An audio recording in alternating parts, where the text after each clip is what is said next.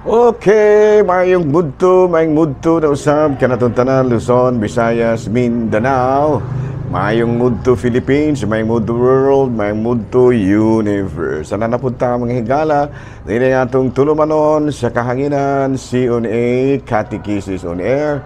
Og ako lang gihapon kini yung ubos nga alagad, Reverendo Padre Edwin Academia Aka. Babay no adlaw na usab karon nga Lunes. Pizza 30 na kini niining bulan sa Setyembre tuig 2024. O padayon kita mahigala sa ato ang mga pagpangalagad ug mga adlaw mahigala. Pizza 1 na gyud sa bulan sa Oktubre. Doon na yung Pasko mahigala. Pila na lamang duha na lang kabulan magsaulog na ta sa Pasko nga ato ang kanunay gipaabot matag tuig. Ayan, no, nahala no, may mudto na kanatong tanan atong timbayaon di ay ug may mudto ang atong talahurong obispo Bishop Polito B. Cortez, ang atong station manager si Father Rama Ata, ang ato usab nga station manager dito sa Actin Basay si Brother Elmer Lugatiman. Kumusta na natong tanan? Ang hinaot kita nga ana kamong tanan sa kapiskang sa panglawas niining kamudtuhon.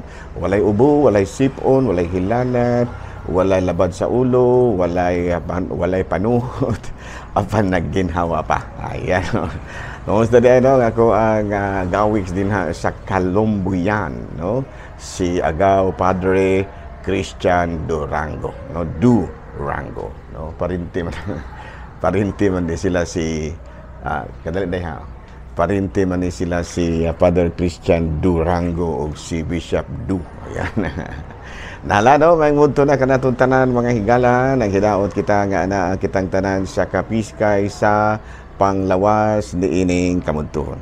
Abi no arit mga higala sa atong Saint of the Day, September 29, ang ato ang santo karon, walay lain kundi ang banggiitan nga scripture scholar nga mao si San Jeronimo or Saint Jerome.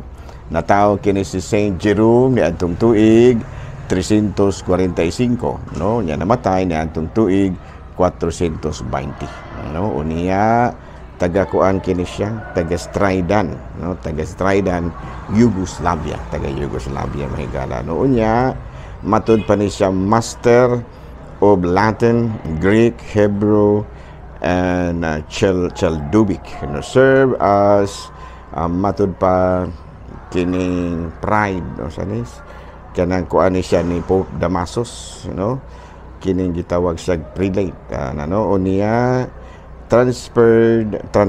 translated the Bible from Greek to Latin, no man, no, unya nahimo isang usa ka mystic, no, kana bitawng grabe ang iyahang pagkamapamalundungon ug nahimo siyang matud pa eksperto sa Biblia, no. So karong adlaw mahigala gihinumduman nato ang lain na pong patron sa Katolikong simbahan nga mao si San Jeronimo. O nahala no, padayon ta mga higala sa ato ang mga buhaton ni ining kamudtuhon. Bino ari na kita mga higala sa ato ang kining katekisem. Atong hisgot-hisgotan karon mga higala, no, kining kabahin sa usa ka dako kayong sala, no, nga likayan gyud ang angay likayan sa kababayenan. Unsa man kining gitawag og abortion, no, the deliberate termination of human pregnancy, no, most often performed during the first 28 weeks, no, first 28 weeks of pregnancy. No, sa ganito yung abortion, the deliberate termination of human pregnancy most often performed during the first 28 weeks of pregnancy. Sa ito pa kining kinabitang deliberate, tinuyuan gyud nga pagkuha sa bata sulod sa sabakan sa inahan. Unya matud pa dunay daghan kayong hinungdan, unya dunay pipila ka mang hinungdan, no, kining gitawag sa in English og unavoided, no, unwanted pregnancy of unplanned pregnancy.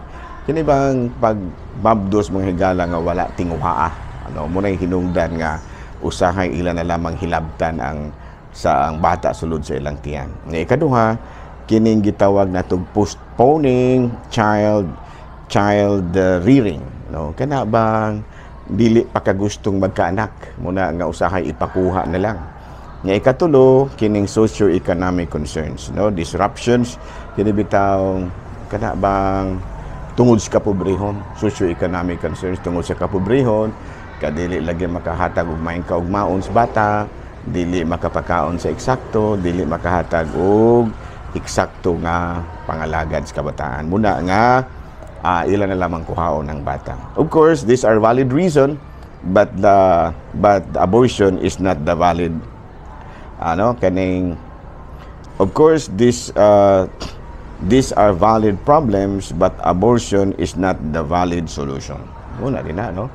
No, these are valid problems, but the abortion is not the valid solutions to the problems. No, because kita sa ato ang pagka-Kristiyanos, nisubay mo kita sa giingon nga ang imong pagbuot mo ay matuman. Di ba mo man nasa amahan mo man, no, nga mo ingon kita ang imong pagbuot mo ay matuman. Unyo noong sa na ba hinuon nga ang ikato pa na ang imong pagbuot mo ay matuman, buti pasabot nga ang pagbuot sa Dios mo ay matuman. Unyo noong sa na ba hinuon nga imo namang pagbuot mo imong gituman kay imo namang gikuha ang bata sulod sa iyang tiyan, no? So muna nga atong basahon sa Mateo kapitulo 26 bersikulo 36-46, naghilak ang dugo, no? Gipaningot og dugo sa kining pagkasayod niya nga ilansang sa krus, pero miingon siya ang imong pagbuot mo ay matuman. Sa ato pa si Kristo mismo may mga panahon gyud nga naghilak sa dugo pagkasayod niya ilansang di isa sa krus, pero matud pa niingon siya ang imong pagbuot mo ay matuman. So sa ato pa sa atong sa alang ni adtong mga inahan, no, kani bitang mga apuhan ang duguti nga mataw ang bata kay kanang bata mauunya ang muluwas kanimo, no? So nya kining abortion pod, kining pagpakuha sa babae sa iyahang anak, duna po mga posible nga mga complication, no? The possible complications of abortion, number one is damage to the womb or cervix. Ito pa pwedeng ma-damage ang imuhang kining gitawag na tug sabakan, kining mattress, no, cervix. Number two, excessive bleeding, no, kana bitang dugo nga dili na gyud mukutat, no. Incomplete abortion requiring an additional abortion procedure, no. Infection of the uterus or fallopian tubes, and of course the matutpas cramming of the inside of the uterus, or the sepsis or septic shock, kanang gitawag na tong uterus perforation. So wala, no? So dili man kita expert kay ni ana, pero at least nasayod kita nga ang abortion aduna gyud mga posibleng complication nga mao hinungdan sa kamatayon sa usa ka babaye. Ano, no? Nyan gawas pa nga kamatayon sa lawas kung dili labaw sa tanan, kamatayon pud sa gitawag na tong inahan, no? Kamatayon sa lawas o kamatayon sa kalang. Aboy, no?